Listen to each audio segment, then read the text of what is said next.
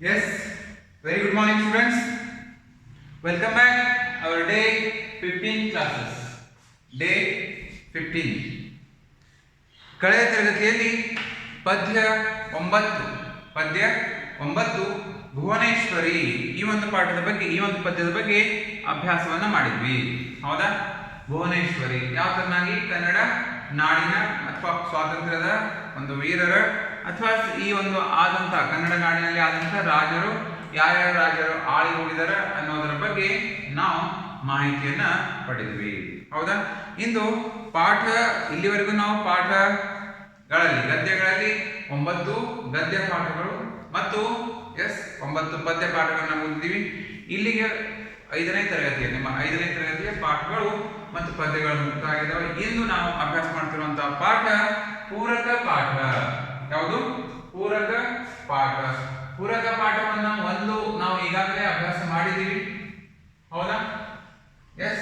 ಪೂರಕ ಪಾಠ 1 ನಾವು ಈಗಾಗಲೇ ಅಭ್ಯಾಸವನ್ನ ಮಾಡಿದ್ದೀವಿ. ಯಾವುದು? ಪ್ರಾಮಾಣಿಕತೆ. ಈಗಾಗಲೇ ಅಭ್ಯಾಸವನ್ನು ಮಾಡಿದ್ದೀವಿ. ಮೆಚ್ಚಿನ ಗೊಂಬೆ ಈ ಒಂದು ಪಾಠವನ್ನು ಕೂಡ ಅಭ್ಯಾಸ ಮಾಡಿದ್ದೀವಿ. ಇಲ್ಲಿ ಒಂದು ವಿಡಿಯೋವನ್ನು ಮಿಸ್ ಆಗಿತ್ತು ಅಂತ ಹೇಳಿ ಒಂದು ನೋಟಿಸ್ ಬಂತು, ನನಗೆ ಗೊತ್ತಾಯ್ತು. ಒಂದು ವಿಡಿಯೋ ಮಿಸ್ ಆಗಿತ್ತು, ಕಂಟಿನ್ಯೂ ಪಾಠ ಹೋಗ್ಬಿಟ್ಟು ಬೇರೆ ಲೆಸನ್ ಹೋಗಿತ್ತು. ಆದ್ದರಿಂದ ಈ ಇಡೀ ಪಾಠವನ್ನು ಇನ್ನೊಮ್ಮೆ ಹೇಳ್ತಾ ಇದ್ದೀನಿ ನಾನು. ಮೆಚ್ಚಿನ ಗೊಂಬೆ ಪೂರಕ ಪಾಠ 2. ಈ ಒಂದು ಪಾಠ ಸಮಿತಿಯಿಂದ ಆಯ್ದುಕೊಳ್ಳಲಾಗಿದೆ. ಸಮಿತಿ ಅಂತ ಕರಿತೀವಿ ನಾವು. ಸಮಿತಿ ಅಂದ್ರೆ ಶಿಕ್ಷಣ ತಜ್ಞರ ಗುಂಪು. ಗೊಂಬೆ ಅಂದ್ರೆ ಯಾರಿಗೆ ಇಷ್ಟ ಇಲ್ಲ? ಗೊಂಬೆ ಅಂದ್ರೆ ಯಾರಿಗೆ ಇಷ್ಟ ಇಲ್ಲ ಹೇಳಿ? ನಿಮ್ಮಂತಹ ಒಂದು ದೊಡ್ಡವರಿಗೂ ಕೂಡ ಗೊಂಬೆಗಳಂದ್ರೆ ಇಷ್ಟ. ಹೌದಾ?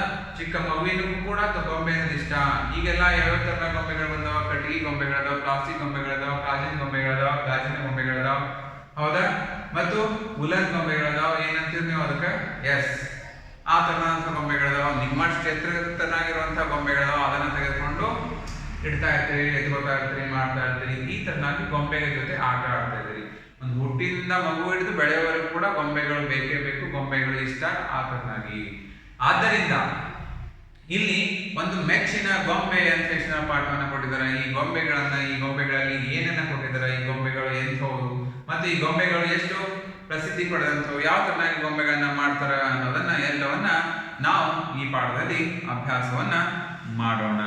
Okay, open your text book, page number 120, 120, page number 120. ಅಮ್ಮ ನನಗೆ ಪುಟ್ಟದೊಂದು ಗೊಂಬೆ ತಂದುಕೊಡು, ಗೊಂಬೆ ಜೊತೆ ಆಡುವೆ, ಆಡಿ ಪಾಡಿ ನಲಿವೆ. ಒಂದು ಮಗು ತನ್ನ ತಾಯಿಯನ್ನ ಹೇಳ್ತಾ ಇದ್ದೀನಿ ಏನಂತ? ಅಮ್ಮ ನನಗೆ ಒಂದು ಪುಟ್ಟದೊಂದು ಗೊಂಬೆಯನ್ನ ತಂದುಕೊಡು. ಅಮ್ಮ ನನಗೆ ಪುಟ್ಟದೊಂದು ಗೊಂಬೆ. ಒಂದು ಹುಡುಗಿ, ಒಂದು ಹೆಣ್ಣು ಮಗು ಆದ್ರ ಗೊಂಬೆಯನ್ನ ಕೇಳ್ತಾರೆ. ಒಂದು ಗಂಡು ಮಗು ಆದ್ರ, ಹುಡುಗನಾಗಿದ್ರ ಬಂದೂಕ್ ಕೇಳಿದೆ, ಅವನ್ ಕೇಳುವಂತ ಬೇರೆ ಬೇರೆ, ಟ್ರಕ್ ಕೇಳಿದೆ, JCB ಕೇಳಿದೆ, ಇಂಥವೆಲ್ಲ. ಆದ್ರೆ ಇಲ್ಲಿ ಒಂದು ಮಗು ಕೇಳ್ತಾ ಇದ್ರು ಒಟ್ಟ ಗೊಂಬೆ. ಬರೀ ಆ ತರನ ಗೊಂಬೆಗೆ ಗೊಂಬೆ ಅಂತ ಹೇಳ್ತಾರಲ್ಲ. ಅಮ್ಮ ನಂಗೆ ಒಂದು ಪುಟ್ಟ ಗೊಂಬೆ ತಂದ್ಕೊಡು, ಗೊಂಬೆ ಜೊತೆ ಆಡುವೆ, ಆಡಿ ಪಾಡಿ ನಲಿಯುವೆ ಅಂತ ಹೇಳಿದ್ರ ಒಂದು ಪುಟ್ಟ ಮಗು ಹೇಳ್ತಾ ಇದ್ದಾರೆ. ಗೊಂಬೆ ಎಂದರೆ ಮಕ್ಕಳಿಗೆ ಬಲು ಪ್ರೀತಿ, ಚಿಕ್ಕ ಮಕ್ಕಳಿಗೆ ಪ್ರಮುಖ ಆಸ್ತಿ. ದೊಡ್ಡವರು ಸಹ ಗೊಂಬೆಗಳನ್ನು ಆಡಿಸಿ ನಲಿಯುತ್ತಾರೆ. ಹಠ ಮಾಡಿ ಆಡುತ್ತಿದ್ದ ಮಕ್ಕಳಿಗೆ ಗೊಂಬೆ ಕೊಟ್ಟರೆ ಸಾಕು, ಗಪ್ಚುಪ್ ಗೊಂಬೆಗಳು ಮಕ್ಕಳ ಕೈಯಲ್ಲಿ ಮಕ್ಕಳಾಗಿ ಬಿಡುತ್ತವೆ. ಯಾವ ತರ ಕೇಳ್ತಾ ಇದಾರೆ ನೋಡ್ರಿ. ಗೊಂಬೆಗಳೆಂದ್ರೆ ಮಕ್ಕಳಿಗೆ, ಚಿಕ್ಕ ಮಕ್ಕಳಿಗೆ ಬಲು ಇಷ್ಟ.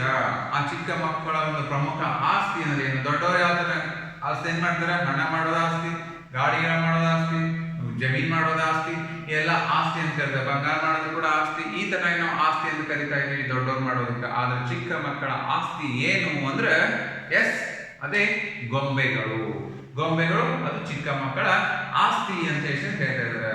ಆ ದೊಡ್ಡವರು ಸಹ ಗೊಂಬೆಗಳನ್ನ ಆಡಿಸಿ ನಲಿಯುತ್ತಾರೆ. ಬರೀ ಚಿಕ್ಕ ಮಕ್ಕಳ ಅಂದ್ರೆ ಅಷ್ಟೇ ಅಲ್ಲ, ದೊಡ್ಡವರು ಕೂಡ ಗೊಂಬೆಗಳ ಜೊತೆಗೆ ಆಟವನ್ನ ಆಡ್ತಾರೆ, ಆಡಿಸಿ ಅವುಗಳನ್ನ ನಲಿತಾ ಇದ್ದಾರೆ. ಈ ತರನಾಗಿ ಗೊಂಬೆಗಳಿಗೆ ಮಹತ್ವದ. ಒಂದು ಮಗು ಹಠ ಮಾಡಿ ಆಳ್ತಾ ಇದ್ರೆ, ಜಗಳವನ್ನ ಮಾಡಿ ಆಳ್ತಾ ಇದ್ರೆ, ಆ ಮಗುವಿನ ಕೈಯಲ್ಲಿ ಒಂದು ಗೊಂಬೆ ಕೊಟ್ಟರೆ ಸಾಕು, ಆ ಮಗು ಅಲ್ಲಿಂದಲೇ ಗಪ್ಚುಪ್ ಆಗ್ಬಿಡ್ತದೆ, ಅಳೋದನ್ನ ನಿಲ್ಲಿಸ್ಬಿಡ್ತದೆ. ಗಪ್ಚುಪ್ ಅಂದ್ರೆ ಏನು? ನಿಲ್ಲಿಸ್ಬಿಡೋದು, ಅಳೋದನ್ನ ನಿಲ್ಲಿಸ್ಬಿಡ್ತದೆ. ಆ ಮಕ್ಕಳ ಜೊತೆಗೆ, ಆ ಗೊಂಬೆಗಳು ಮಕ್ಕಳ ಜೊತೆಗೆ ಮಕ್ಕಳಾಗಿ ಬಿಡುತ್ತವೆ. ಆ ಮಗು ತಾನೇ ಒಂದು ಮಗು, ಆ ಮಗುವನ್ನ ಮತ್ತೊಂದು ಗೊಂಬೆಯನ್ನ ಇದು ಮಗು ಅಂತ ತಿಳ್ಕೊಂಡು ಅದರ ಒಂದು ಲಾಲನೆ ಪಾಲನೆ ಪೋಷಣೆ ಯಾವ ತರ ಮಾಡ್ತದೆ, ಅದು ಒಂದು ಜೀವಂತ ತರನಾಗಿ ಅದಕ್ಕೆ ಟ್ರೀಟ್ ಅನ್ನ ಮಾಡ್ತಿರ್ತದೆ ಆ ಮಗು. ಅಷ್ಟರ ಮಟ್ಟಿಗೆ ಆ ಗೊಂಬೆಗಳಂದ್ರ ಆ ಮಕ್ಕಳಿಗೆ ಬಲು ಇಷ್ಟ ಅನ್ನುವಂಥ ಮಾತನ್ನ ಹೇಳ್ತಾ ಇದ್ದಾರೆ. Yes, see the next paragraph. ಗೊಂಬೆ ಕಂಡರೆ ಸಾಕು, ಮಕ್ಕಳ ಮುಖದಲ್ಲಿ ನಗು, ಚಿಕ್ಕ ಮಕ್ಕಳು ಎತ್ತಿ ಬಿಸಾಡಿ ನೂಕಿ ಎಳೆದು ಜಗ್ಗಿ ನಲಿಯುತ್ತಾರೆ. ಸ್ವಲ್ಪ ಸ್ವಲ್ಪ ದೊಡ್ಡವರಾದಂತೆ ಗೊಂಬೆಗಳನ್ನು ಮುದ್ದಿಸುತ್ತಾರೆ. ತಾಯಿ ತಮ್ಮನ್ನೆಲ್ಲ ಹೇಗೆ ಪೋಷಣೆ ಮಾಡುತ್ತಾಳೋ ಹಾಗೆ ಮಕ್ಕಳು ಗೊಂಬೆಯನ್ನ ನೋಡಿಕೊಳ್ಳುತ್ತಾರೆ. ಗೊಂಬೆಗಳು ಕಂಡರೆ ಸಾಕು, ಮಕ್ಕಳು ಮುಖದಲ್ಲಿ ನಗು ಬರ್ತದ, ಒಂದ್ ಕಡೆ ನಗು ಬರ್ತದ, ಆದ್ರೆ ಇನ್ನೊಂದ್ ಕಡೆ ಏನು ತಿಳಿದೇ ಇರುವಂತಹ ಮಕ್ಕಳು ನೋಡಿ ನಗ್ತಾ ಇರ್ತವೆ. ಇಲ್ಲಾಂದ್ರೆ ಅದ್ರ ಕೈ ಹಿಡಿದು ಕಾಲು ಹಿಡಿದು ಜಗ್ಗಿ, ಕೂದಲ ಹಿಡಿದು ಜಗ್ಗಿ, ಅದ್ರ ಅರ್ಬಿ ಹಿಡಿದು ಜಗ್ಗಿ ಏನೇನು ಮಾಡಿ ಯಾರಿಂದ ಹಾಳು ಕೂಡ ಮಾಡ್ತಾ ಇದ್ದಾರೆ. ಯಾವಾಗ ಗೊಂಬೆ ಅನ್ನೋದಂಥದ್ದು ಗೊತ್ತಾಗ್ತೈತಿ, ಆ ಗೊಂಬೆ ಜೊತೆಗೆ ಆಟವನ್ನು ಆಡೋದು ಗೊತ್ತಾಗ್ತೈತಿ, ಆಟವನ್ನು ಆಡ್ಬೇಕಂತ ಯಾವಾಗ ತಿಳಿತಿದ್ದಲ್ಲ ಅಷ್ಟು ಮಟ್ಟಿಗೆ ಗೊತ್ತಾದಾಗ ಆ ಗೊಂಬೆಗಳನ್ನ ಯಾವ ತರನಾಗಿ ಮುದ್ದಿಸ್ತಾರ ಅಂದ್ರೆ ತನ್ನ ತಾಯಿ ತನಗೆಲ್ಲ ಹೇಗೆ ಪೋಷಣೆ ಮಾಡುತ್ತಾಳೋ, ತನ್ನ ತಾಯಿ ತನ್ನನ್ನ ಹೇಗೆಲ್ಲ ಪೋಷಣೆ ಮಾಡಿಸ್ತಾಳೋ, ಬೆಳಿಗ್ಗೆ ಎಬ್ಬಿಸ್ತಾಳ, ಜಳಕವನ್ನು ಮಾಡಿಸ್ತಾಳ, ರೆಡಿ ಮಾಡ್ತಾಳ, ಏನಾದ್ರು ಊಟವನ್ನ ಮಾಡಿಸ್ತಾಳ, ಆಡಿಸ್ತಾಳ, ಈ ತರದಂತಹ ಎಲ್ಲವನ್ನ ಆ ಒಂದು ಮಗು ಆ ಗೊಂಬೆಗೆ ಮಾಡ್ತಾ ಇರ್ತದೆ.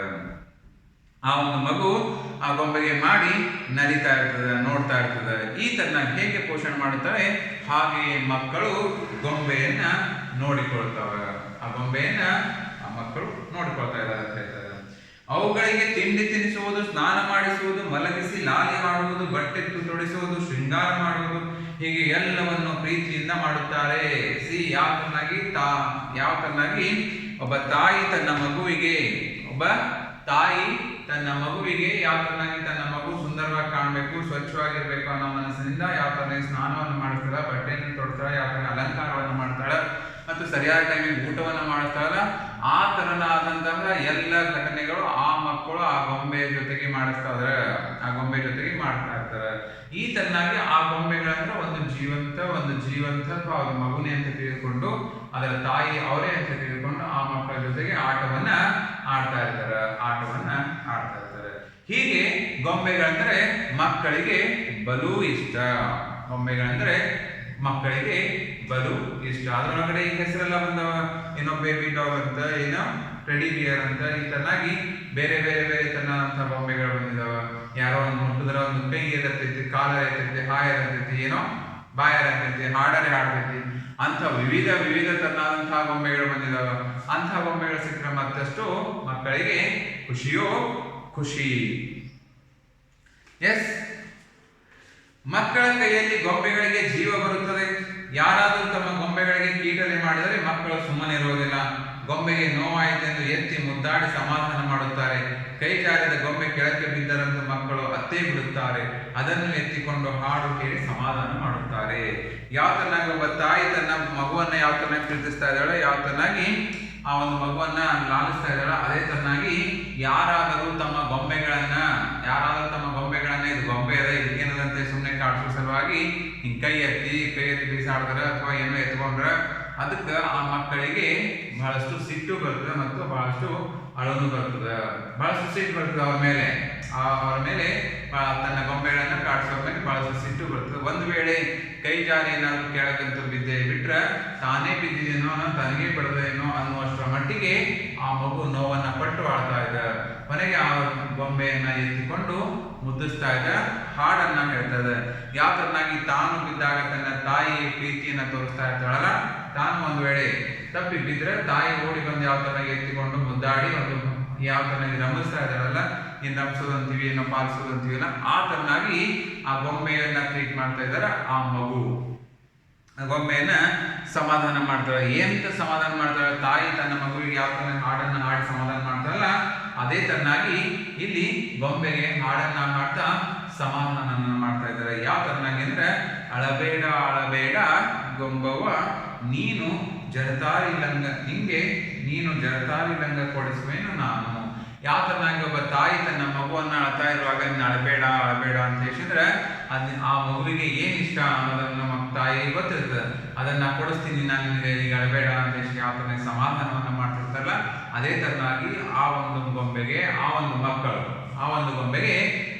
ಮಕ್ಕಳು ಹೇಳ್ತಾ ಇದ್ದಾರೆ, ಸಮಾಧಾನವನ್ನು ಮಾಡ್ತಾ ಇದ್ದಾರೆ. ಅಳಬೇಡ ಅಳಬೇಡ ಗೊಂಬವ, ನಿನಗೆ ಜರತಾರಿ ಲಂಗವ, ಒಂದು ಜಗಮಗಿಸುವಂತ ಒಂದು ಲಂಗವನ್ನ ಕೊಡಿಸ್ತೀನಿ ಅನ್ನುವಂಥ ಮಾತನ್ನ ಹೇಳ್ತಾ ಇದ್ದಾವ.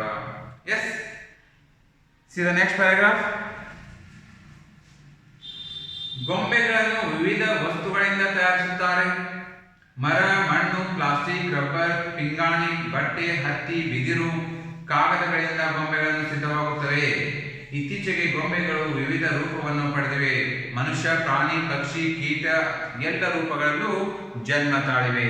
ವಿವಿಧ ವಸ್ತುಗಳಲ್ಲೂ ಗೊಂಬೆಯ ರೂಪ, ಗೊಂಬೆಯ ಪೆನ್ಸಿಲ್, ಗೊಂಬೆಯ ಪೆನ್, ಗೊಂಬೆಯ ತಿಂಡಿ ತಿನಿಸುಗಳು, ಹೀಗೆ ಎಲ್ಲದರಲ್ಲೂ ಗೊಂಬೆಗಳು ಕಾಣಿಸುತ್ತವೆ. ನೋಡ್ರಿ, ಗೊಂಬೆಗಳಿಗೆ ಎಷ್ಟಂತ ಮಹತ್ವದ ಅಂದ್ರೆ ಎಷ್ಟರ ಮಟ್ಟಿಗೆ ಮಹತ್ವದ ಅನ್ನೋದನ್ನ ಇದ್ರ ಮೇಲಿಂದನೇ ಗೊತ್ತಾಗ್ತದೆ ನಮಗೆ. ಗೊಂಬೆಗಳಲ್ಲಿ ವಿವಿಧ ವಸ್ತುಗಳಿಂದ, ಈಗ ಮತ್ತೆ ಅನೇಕ, ಮೊದಲು ಒಂದು ರಬ್ಬರಿಂದ ತಯಾರು ಮಾಡ್ತಿದ್ರು, ಅದು ಒಂದು ಗೊಂಬೆ ಅಂತ. ಆದರೆ ಇವಾಗ ಹಾಗಿಲ್ಲ, ಗೊಂಬೆಗಳನ್ನ ವಿವಿಧ ವಸ್ತುಗಳಿಂದ ತಯಾರಿಸುತ್ತಾರೆ. ಮರಗಳಿಂದ, ಕಟ್ಟಿಗೆಯಿಂದ ಗೊಂಬೆಗಳನ್ನ ತಯಾರಿಸ್ತಾ ಇದ್ದಾರೆ. ಮಣ್ಣಿನ ಗೊಂಬೆಯನ್ನ ತಯಾರಿಸ್ತಾ ಇದ್ದಾರೆ. ಪ್ಲಾಸ್ಟಿಕ್ಕಿನ ಗೊಂಬೆಯನ್ನ ತಯಾರಿಸ್ತಾ ಇದ್ದಾರೆ. ರಬ್ಬರ್ ಮಾಡಿ ಗೊಂಬೆಯನ್ನ ತಯಾರಿಸ್ತಾ ಇದ್ದಾರೆ. ಪಿಂಗಾಣಿ ಅಂದ್ರೆ ಎಸ್, ನಮ್ಮ ಚೀನಿ ಮಣ್ಣು ಅಂತ ಕರಿತೀವಿ, ಸಫೈ ಇರ್ತೈತೆ ನೋಡಿ, ಪ್ಲೇನ್ ಆಗಿ, ಹೌದಾ, ಚಾ ಕಪ್ ಇರ್ತಾವಲ್ಲ, ಪಿಂಗಾಣಿ. ಎಸ್, ಆ ತರ ಪಿಂಗಾಣಿ ಒಳಗಡೆ ಗೊಂಬೆಯನ್ನ ತಯಾರಿಸ್ತಾ ಇದ್ದಾರೆ. ಬಟ್ಟೆಯಲ್ಲಿ ಗೊಂಬೆಯನ್ನು ತಯಾರಿಸ್ತಾ ಇದ್ದಾರೆ. ಅರಬಿಯ ಒಂದು ಗೊಂಬೆಯನ್ನು ತಯಾರಿಸ್ತಿದ್ದಾರೆ. ಮತ್ತು ಅರಳಿ ಹತ್ತಿ ಅಂತೀವಲ್ಲ, ಎಸ್, ಅದರಿಂದನೂ ಕೂಡ ಒಂದು ಗೊಂಬೆಯನ್ನು ತಯಾರಿಸ್ತಾ ಇದ್ದಾರೆ. ಮತ್ತು ಬಿದಿರು ಗೊತ್ತಲ್ಲ, ಎಸ್, ಬುಟ್ಟಿ ಇರ್ತಿದ್ದಲ್ಲ, ಮನೆಯೊಳಗಡೆ ಚಪಾತಿ ಹಾಕಿ ಬುಟ್ಟಿ ಯೂಸ್ ಮಾಡ್ತೀವಿ ನೋಡ್ರಿ, ಬುಟ್ಟಿ, ಬಿದಿರಿನ ಬುಟ್ಟಿ ಅಂತ ಬರ್ತಿತ್ತು. ಮರ ಇರ್ತೈತೆ ನೋಡ್ರಿ, ಮರ ಬಿದಿರಿಂದ, ಅದೇ ತರ ಬುಟ್ಟಿ ಬರ್ತದೆ. ಆದ್ರೆ ಆ ಒಂದು ಬುಟ್ಟಿ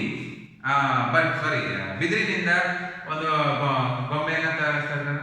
ಮತ್ತು ಕಾಗದದಿಂದ ಗೊಂಬೆಯನ್ನ ತಯಾರನ್ನ ಮಾಡ್ತಾ ಇದ್ದಾರೆ. ಕಾಗದದಿಂದ ನಾವು ಎಲ್ಲರೂ ಏನೋ ಮಾಡ್ತೀವಿ, ಗೊಂಬೆಗಳನ್ನ ಮಾಡ್ತಾ ಇರ್ತೀವಿ, ಹೌದಾ. ಈ ತರನಾಗಿ ಗೊಂಬೆಗಳು ಸಿದ್ಧವಾಗುತ್ತವೆ. ಇಷ್ಟೆಲ್ಲ ತರನಾದ ವಿವಿಧ ತರನಾಗಿ, ಬಗೆಯ ತರನಾಗಿ ವಿವಿಧ ವಸ್ತುಗಳಲ್ಲಿ ಗೊಂಬೆಗಳು ತಯಾರಾಗ್ತಾ ಇದ್ದಾವೆ. ಇತ್ತೀಚೆಗೆ ಗೊಂಬೆಗಳು ವಿವಿಧ ರೂಪವನ್ನು ಪಡೆದಿವೆ. ಮೊದಲ ಗೊಂಬೆ ಅಂದ್ರೆ ಒಂದು ಹುಡುಗ, ಒಂದು ಹುಡುಗಿ, ಮುಗಿದೋಯ್ತು. ಒಂದು ಗಂಡು ಹುಡುಗ ಗೊಂಬೆ, ಒಂದು ಹೆಣ್ಣು ಹುಡುಗಿನ ಗೊಂಬೆ ನೋಡಿದ್ರೆ ಎರಡೇ ತರ ವಿಧ ಇತ್ತು. ಆದರೆ ಇತ್ತೀಚಿನ ಒಂದು ಗೊಂಬೆಗಳ ಒಂದು ವಿಧಗಳಲ್ಲಿ ಕೂಡ ಬಹಳಷ್ಟು ಪ್ರಕಾರಗಳು ಬಂದಿರುವ ಅಂತಲ್ಲಿ ಯಾವ್ಯಾವುದು ಅಂದ್ರೆ ಮನುಷ್ಯ ಅಂತ ಮೊದಲೇ ಇತ್ತು, ಮನುಷ್ಯ ಅಂತ ಹೇಳ್ತಿದ್ದಾರೆ.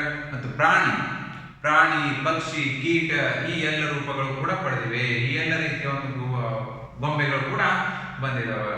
ಮೊದಲ ಮನುಷ್ಯರ ಒಂದು ಗೊಂಬೆಗಳಿದ್ದು, ಮನುಷ್ಯ ಅಂದ್ರೆ ಒಂದು ಗಂಡು, ಒಂದು ಹೆಣ್ಣು, ಮುಗಿದೋಯ್ತು, ಅದೇ ತರ ಗೊಂಬೆ. ಆದರೆ ಈಗ ಪ್ರಾಣಿ, ಪಕ್ಷಿ, ಕೀಟ ಎಲ್ಲ ರೂಪಗಳಲ್ಲೂ ಜನ್ಮ ತಾಳಿವೆ. ಈ ಎಲ್ಲದರಲ್ಲಿಯೂ ಕೂಡ ಗೊಂಬೆಗಳನ್ನ ತಯಾರು ಮಾಡ್ತಿದ್ದಾರೆ. ಎಲ್ಲ ರೀತಿಯ ವಿಧದಲ್ಲಿಯೂ ಕೂಡ ಗೊಂಬೆಗಳನ್ನ ತಯಾರು ಮಾಡ್ತಿದ್ದಾರೆ ಅನ್ನುವಂಥ ಮಾತನ್ನ ಹೇಳ್ತಾ ಇದ್ದಾರೆ. ಎಸ್, ವಿವಿಧ ವಸ್ತುಗಳಲ್ಲೂ ಗೊಂಬೆಯ ರೂಪ ತಾಳಿವೆ. ಗೊಂಬೆಯು ಪೆನ್ಸಿಲ್, ವಿವಿಧ ವಸ್ತುಗಳಲ್ಲಿ, ಇಲ್ಲಿ ಬೇರೆ ಬೇರೆ ಪ್ರಾಣಿ ಪಕ್ಷಿಗಳಿಂದ ತಯಾರಾಯಿತು. ಯಾವ್ಯಾವ ವಸ್ತುವಿನಿಂದ ತಯಾರು ಮಾಡಿದ ಗೊಂಬೆಯನ್ನ ಮಾಡಿದ್ವಿ. ಆದ್ರೆ ಈಗ ಯಾವ್ಯಾವ ತರನಾಗಿ ಯಾವ್ಯಾವ ವಸ್ತುಗಳಲ್ಲಿ ಗೊಂಬೆಗಳನ್ನ ತಯಾರು ಮಾಡ್ತಾರೆ ಅಂದ್ರೆ, ಪೆನ್ಸಿಲ್ನೊಳಗೂ ಕೂಡ ಗೊಂಬೆಯನ್ನ ತಯಾರು ಮಾಡ್ತಿದ್ದಾರೆ, ಪೆನ್ನಿನೊಳಗೂ ಗೊಂಬೆಯನ್ನ ತಯಾರು ಮಾಡ್ತಾ ಇದ್ದಾರೆ, ಅಥವಾ ತಿಂಡಿ ತಿನಿಸುಗಳಲ್ಲೂ ಕೂಡ ಗೊಂಬೆಯ ಆಕಾರವನ್ನು ಮಾಡ್ತಾ ಇದ್ದಾರೆ. ಹೀಗೆ ಗೊಂಬೆಗಳನ್ನ ಕಾಣಲು ಸಿಗುತ್ತವೆ, ನೋಡಲು ಸಿಗುತ್ತವೆ. ಬರೀ ಪೆನ್ನು, ಪೆನ್ಸಿಲ್ ಅಥವಾ ಈ ಒಂದು ಯಾವುದು ತಿಂಡಿ ತಿನಿಸುಗಳಲ್ಲಿ ಕೂಡ ಗೊಂಬೆ ಆಕಾರ. ಯಾಕಂದ್ರೆ ಅದನ್ನ ನೋಡಿರ್ಬೇಕು ನೀವು. ಡಿಸೈನ್ ರಬ್ಬರ್ ಅನ್ನ ಬರ್ತದೆ, ಒಬ್ಬೊಂದೊಂದು ಎಲ್ಲಿ ತಂದ ಮಸ್ತ್ ಇರ್ತದೆ. ಯಾವುದು? ಎಸ್, ಯಾವ ಡೋರೆಮಾನ್, ಹೌದಾ, ಜಿಯಾನ್, ಭೀಮ್, ಛೋಟಾ ಭೀಮ್, ಈ ತರ ಅವರ ಆಕಾರದೊಳಗೆ ಎರೇಸರ್ ಮಾಡಿರ್ತಾರೆ. ನಮ್ಮ ಕಡೆ ಛೋಟಾ ಭೀಮ್ ಎರೇಸರ್ ಅದ, ನನ್ನ ಕಡೆ ಇವಳದ ಅಂತ ಹೇಳ್ತಾರೆ. ಈ ತರನಾಗಿ ಕೆಲವೊಂದು ಕಾರ್ಸ್ ಬರ್ತವೆ, ಕೆಲವೊಂದು ಬೈಕ್ಸ್ ಬರ್ತವೆ, ಎರೇಸರ್ ಆ ತರ ಮಾಡೋದ್ರಿಂದ ಮಕ್ಕಳನ್ನ ಆಕರ್ಷಿಸ್ತಾ ಇದ್ದಾರೆ. ಈ ತರನಾಗಿ ಎಲ್ಲದರಲ್ಲಿಯೂ ಕೂಡ ಬೇರೆ ತರದಲ್ಲಿ ಕೂಡ ಒಂದು ಮಕ್ಕಳ ಗೊಂಬೆಯನ್ನ ನಮಗೆ ಈಗ ನೋಡಲು ಸಿಗುತ್ತವ ಅನ್ನುವಂಥ ಮಾತನ್ನ ಹೇಳ್ತಾ ಇದ್ದಾರೆ.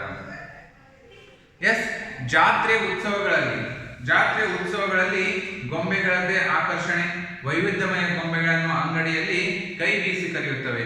ಉತ್ಸವಗಳಲ್ಲಿ ಕುಣಿಯುವ ಗೊಂಬೆಗಳನ್ನು ನೋಡುವುದು ಎಲ್ಲಿಲ್ಲದ ಆನಂದ. ಅವುಗಳನ್ನು ನೋಡಿದರೆ ಹರ್ಷ, ನಗು ಒಟ್ಟಿಗೆ ಬರುತ್ತದೆ.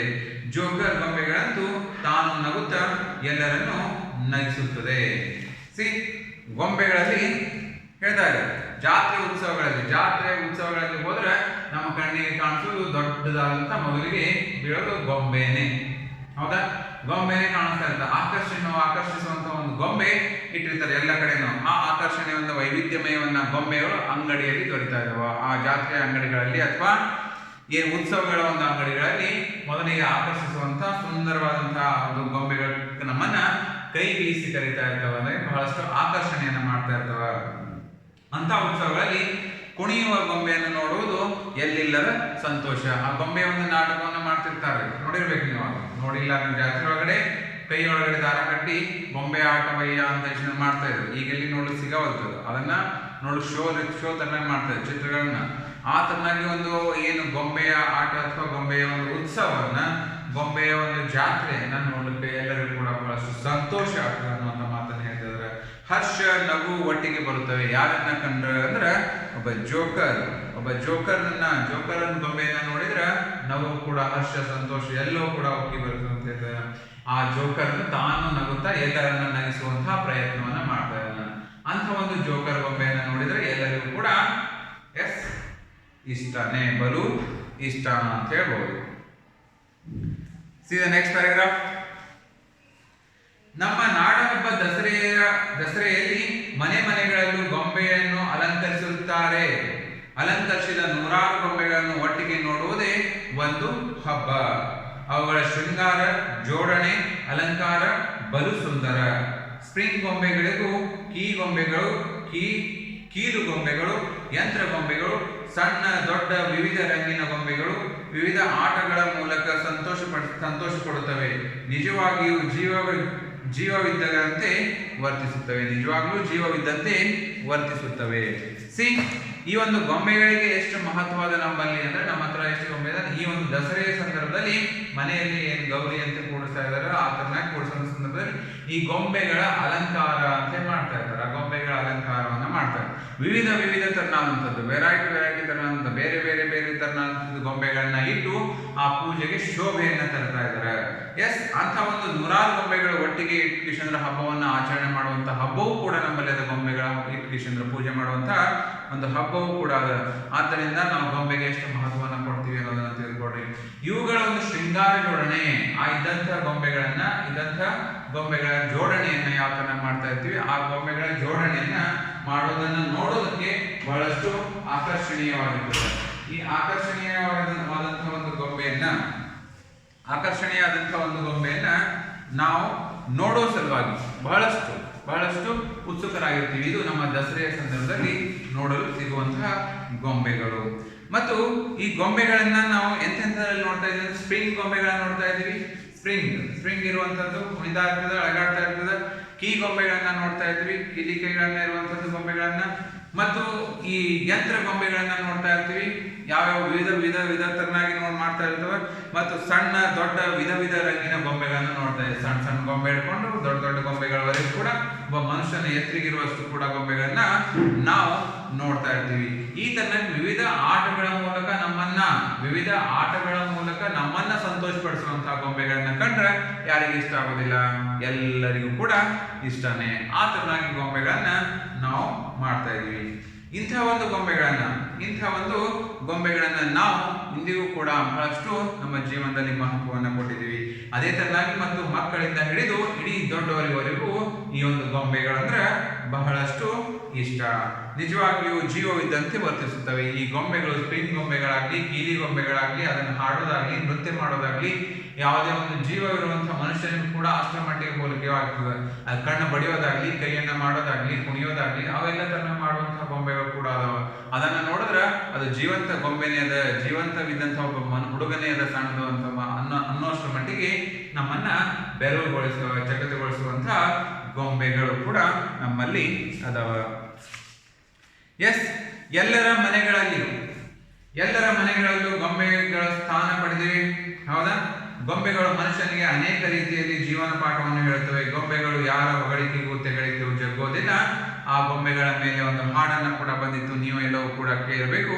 ಆಡಿಸಿ ನೋಡು, ಬೀಳಿಸಿ ನೋಡು, ಉರುಳಿ ಹೋಗದು, ಏನೇ ಬರಲಿ ಯಾರಿಗೂ ಸೋತು ತಲೆಯ ಬಾಗಲು. ಈ ತರನಾಗಿ ಗೊಂಬೆಗಳ ಒಂದು ವಿವಿಧತೆಯನ್ನ ನಮ್ಮಲ್ಲಿ ಕಾಣ್ತಾ ಇದ್ದೀವಿ. ಈ ಒಂದು ಕರ್ನಾಟಕದಲ್ಲಿ ಗೊಂಬೆಗಳಿಗೆ ಮಹತ್ವದ ಮತ್ತಷ್ಟು. ಯಾಕಂದ್ರೆ ಕರ್ನಾಟಕದ ಒಂದು ಚನ್ನಪಟ್ಟಣದಲ್ಲಿ ಈ ಗೊಂಬೆಗಳ ಒಂದು ತಯಾರಣೆ ಅತ್ಯಾಕರ್ಷಿತವಾದಂತಹ ಒಂದು ಕಟ್ಟಿಗೆಯ ಗೊಂಬೆಗಳನ್ನ ಬಹಳಷ್ಟು ಪ್ರಸಿದ್ಧಿಯಾಗಿದ್ದಾವ. ಕಟ್ಟಿಗೆಯ ಗೊಂಬೆಗಳು ನೀವು ಕೂಡ ಹೋದ್ರೆ ನೋಡ್ರಿ, ಆ ಒಂದು ಸುಂದರವಾದಂತಹ, ಅದಕ್ಕೆ ಯಾವುದೇ ಜೀವ ಅಂತ ಇರೋದಲ್ಲ, ಕಟ್ಟಿಗೆ ಒಳಗಡೆ ಆ ಜೀವವನ್ನು ತುಂಬಿದಂತಹ ಒಂದು ಗೊಂಬೆಗಳನ್ನು ನಿರ್ಮಾಣ ಮಾಡಿರ್ತಾರೆ. ಅದು ಎಲ್ಲ ಕಡೆ ಪ್ರಸಿದ್ಧಿಯನ್ನು ಪಡೆದ. ನಮ್ಮ ಕರ್ನಾಟಕದಲ್ಲಿ ನಿರ್ಮಾಣವಾಗುವಂತಹ ಗೊಂಬೆಗಳು ಚನ್ನಪಟ್ಟಣದಿಂದ ಎಲ್ಲ ಕಡೆ ಕೂಡ ಪ್ರಸಿದ್ಧಿಯಾಗಿದ್ದಾವೆ. ಅಷ್ಟೊಂದು ಬಗೆಯ ಗೊಂಬೆಗಳನ್ನ ನಾವು ನೋಡ್ತಾ ಇದ್ದೀವಿ. ಯಾವ ಈ ಒಂದು ಗೊಂಬೆಗಳನ್ನ ಕೊನೆಯದಾಗಿ ಹೇಳ್ತಾ ಇದ್ದಾರೆ, ಕೊನೆಯದಾಗಿ ಏನಂತ ಹೇಳ್ತಾ ಇದ್ದಾರೆ, ಈ ಗೊಂಬೆಗಳನ್ನ ಯಾರದೇ ಹೊಗಳಿಕೆಗೂ, ಯಾರಾದ್ರೂ ಹೊಗಳಬೇಕು, ಯಾರಾದ್ರೂ ಹೊಗಳಬೇಕು ಅಥವಾ ನನ್ನನ್ನು ಸರಿ ಅನ್ಬೇಕು ಅನ್ಸಿದ್ರೆ ಯಾರಿಗೂ ಕೂಡ ವೇಟನ್ನು ಮಾಡೋದಿಲ್ಲ. ಯಾರಾದ್ರೂ ನನ್ನನ್ನು ಬೈತಾರಾದ್ರೂ ಕೂಡ ಅದಕ್ಕೂ ಕೂಡ ವೇಟನ್ನು ಮಾಡೋದಿಲ್ಲ. ನಾನು ಯಾವುದೇ ಹೊಗಳಿಕೆಗೂ ತೆಗಳಿಕೆಗೂ ಜಗ್ಗುವುದಿಲ್ಲ. ಆಡಿಸಿ ನೋಡು, ಬೀಳಿಸಿ ನೋಡು, ಉರುಳಿ ಹೋಗೋದು ಅಂತ ಹೇಳಿದ್ರೆ ಈ ಗೊಂಬೆಯ ಮೇಲೆ ಒಂದು ಹಾಡನ್ನೇ ಕೂಡ ಬರೆದಿದ್ದಾರೆ.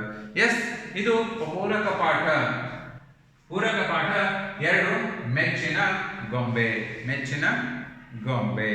ಇಲ್ಲಿಗೆ ಮುಕ್ತಾಯ ಆಯಿತು. ಓಕೆ, ಅಭ್ಯಾಸ. ಈ ಅಭ್ಯಾಸದಲ್ಲಿ ಕೆಲವೊಂದು ಪ್ರಶ್ನೆಗಳಿದಾವ, 5 ಪ್ರಶ್ನೆಗಳನ್ನು. ಇದನ್ನ ನೀವೇ ಬರೆಯುವಂತಹ ಪ್ರಯತ್ನ ಮಾಡ್ರಿ.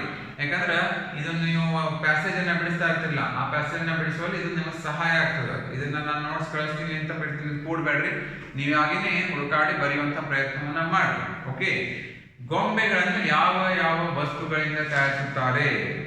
ಎಸ್, ಗೊಂಬೆಗಳು ಯಾವ ವಸ್ತುಗಳಿಂದ ತಯಾರಿಸುತ್ತಾರೆ? ಮರ, ಮಣ್ಣು, ಪ್ಲಾಸ್ಟಿಕ್, ರಬ್ಬರ್, ಪಿಂಗಾಣಿ, ಬಟ್ಟೆ, ಹತ್ತಿ, ಬಿದಿರು, ಕಾಗದ ಇತ್ಯಾದಿಗಳಿಂದ. ಗೊಂಬೆಗಳಿಗೆ ನೋವಾದರೆ ಮಕ್ಕಳು ಏನು ಮಾಡುತ್ತಾರೆ?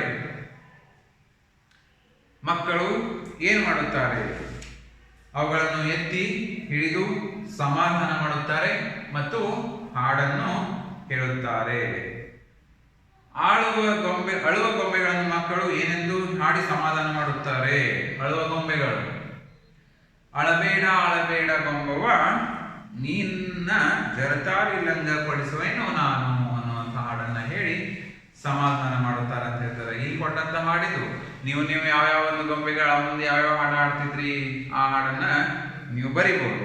ಹೌದಾ? ಯಾವ ಹಬ್ಬದಂದು ಮನೆಗಳಲ್ಲಿ ಗೊಂಬೆಗಳನ್ನು ಅಲಂಕರಿಸುತ್ತಾರೆ? ಯಾವ ಹಬ್ಬದಂದು? ದಸರೆಯ ಹಬ್ಬದಂದು ಅಲಂಕಾರವನ್ನ ಮಾಡುತ್ತಾರೆ. ಗೊಂಬೆಗಳು ಯಾವ ರೂಪಗಳಲ್ಲಿ ಜನ್ಮ ತಾಳಿವೆ? ಗೊಂಬೆಗಳು ಯಾವ ರೂಪದಲ್ಲಿ ಜನ್ಮ ತಾಳಿವೆ? ಗೊಂಬೆಗಳು ಮನುಷ್ಯ, ಪ್ರಾಣಿ, ಪಕ್ಷಿ, ಕೀಟ, ಪೆನ್ಸಿಲ್, ಪೆನ್ನು, ತಿಂಡಿ ತಿನಿಸು ಇವುಗಳಲ್ಲಿಯೂ ಕೂಡ ಜೀವವನ್ನ ತಾಳಿವೆ. ಈ ತರನಾಗಿ ಭಾಷಾಭ್ಯಾಸದ ಇದನ್ನ ಕಂಪ್ಲೀಟ್ ಮಾಡ್ರಿ. If you have any doubts, ಪೂರಕ ಪಾಠ 2 ಏನಾದರೂ ಡೌಟ್ಸ್ ಇದ್ರೆ ಪೂರಕ ಪಾಠ 2ರಲ್ಲಿ you can give me a call. Okay, thank you.